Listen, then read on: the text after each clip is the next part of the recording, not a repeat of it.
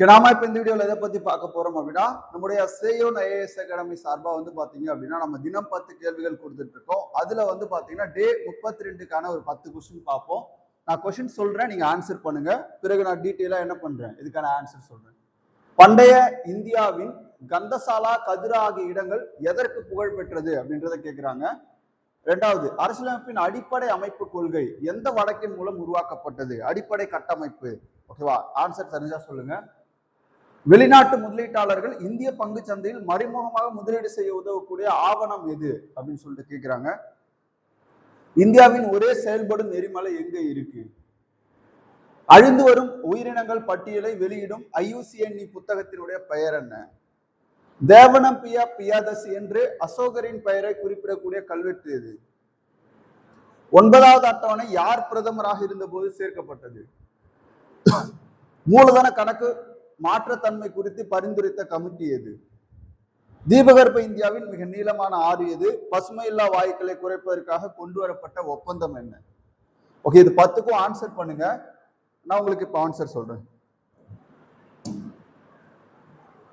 பண்டைய இந்தியாவின் கந்தசாலா, கதிரா இந்த இடங்கள் வந்து பாத்தீங்கன்னா எதுக்கு புகழ் பெற்றது அப்படின்னு பாத்தீங்கன்னா துறைமுகம். ஓகேவா? துறைமுக வர்த்தகத்துக்கு புகழ்பெற்ற இடங்கள். ஓகேவா? வர்த்தக துறைமுகங்கள் இது எல்லாமே வந்து பாத்தீங்கன்னா வர்த்தக துறைமுகங்களா பார்க்கப்படுது. அரசியலமைப்பு அடிப்படை கொள்கை எந்த வழக்கின் மூலம் உருவாக்கப்பட்டது அப்படின்னா கேசவநந்த பாரதி வழக்கு. கேசவநந்த பாரதி வழக்கு 1973 உறுதி செய்யப்பட்டது. அடுத்து பாருங்க, வெளிநாட்டு முதலீட்டாளர்கள் இந்திய பங்கு சந்தையில் மறைமுகமாக முதலீடு செய்ய உதவும் ஆவணம் வந்து பாத்தீங்கன்னா பி நோட்ஸ் அப்படின்னு சொல்லுவாங்க. P notes. இந்தியாவின் ஒரே செயல்படும் எரிமலை எது அப்படின்னா பாரான்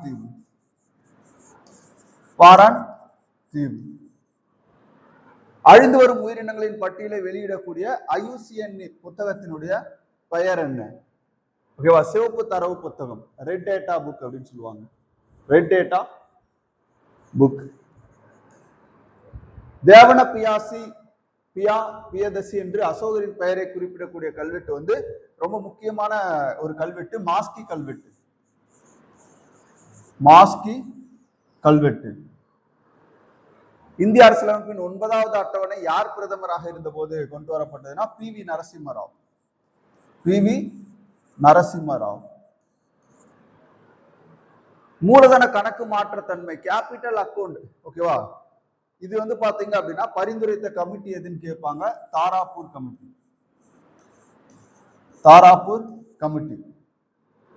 ஓகேவா? Capital account convertibility. அப்போ இது சம்பந்தமா ரெக்கமெண்ட் பண்ண கமிட்டி எது அப்படின்னா தாராப்பூர் கமிட்டி. தீபகற்ப இந்தியாவின் மிக நீளமான ஆறு கோதாவரி.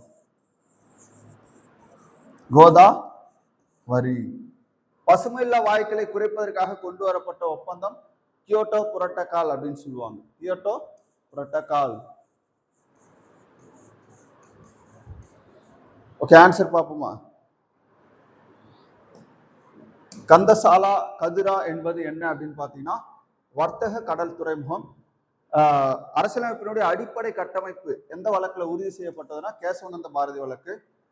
அதே மாதிரி வெளிநாட்டு முதலீட்டாளர்கள் வந்து நம்ம பங்கு சந்தையில எளிமையா முதலீடு செய்யக்கூடியது பங்கேற்பு குறிப்பு நோட்ஸ், அதாவது வந்து பாத்தீங்கன்னா பி நோட்ஸ் அப்படின்னு சொல்லுவாங்க. செயல்படக்கூடிய எரிமலை பாரான் தீவு அந்தமான்ல வந்து இருக்கு. சிவப்பு தரவு புத்தகம் IUCN அழிந்து வரக்கூடிய அந்த தரவுகளை வச்சிருக்கக்கூடிய ஒரு புத்தகம்.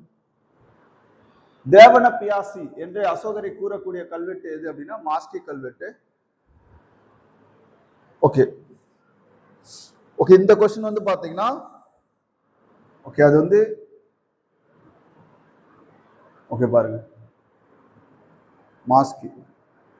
9வது அட்டவணை யார் பிரதமராக இருந்த போது கொண்டு வரப்பட்டது? ஓகேவா? 9வது அட்டவணை பார்க்கும்போது ஓகே 9வது அட்டவணை வந்து பாத்தீங்கன்னா ஜவஹர்லால் நேரு. ஓகேவா? PV நரசிம்மராவ்னு சொல்லியிருப்பா, அது தப்பு. ஓகேவா? இது திருத்திக்கோங்க, ஜவஹர்லால் நேரு. இது 9வது அட்டவணை பகுதி தான் வந்து பாத்தீங்கன்னா நம்ம அங்க பார்ப்போம். ஓகேவா? இப்போ வந்து பாத்தீங்கன்னா 9வது பகுதி 9A பகுதிலாம் பின்னாடி சேர்க்கப்பட்டிருக்கும். அப்பதான் PV நரசிம்மராவ் வருவாரு. இதை பொறுத்த வரைக்கும் உங்களுக்கு ஜவஹர்லால் நேரு. 9வது அட்டவணை வந்து நிலச்சீர்திருத்தம் பத்தி சொல்றது. ஓகேவா? 9வது அட்டவணை எதை பத்தி சொல்றதுன்னா நிலச்சீர்திருத்தம் பத்தி ஜவஹர்லால் நேருவால் கொண்டு வரப்பட்டது.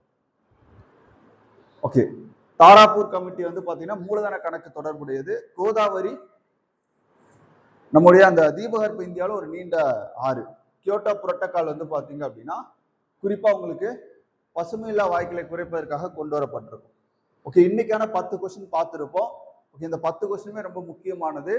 இந்த கந்தசாலா கதிரா போன்றவை வந்து ப்ரீவியஸ் இயர் கொஸ்டின்ல கேட்ட ஒரு முக்கியமான கொஸ்டின். ஏன்னா இது எல்லாமே நம்ம பெருசா புக்ஸ்ல வந்து இருக்காது. ஓகேவா? இது ரொம்ப முக்கியமான கொஸ்டின், பார்த்துக்கோங்க.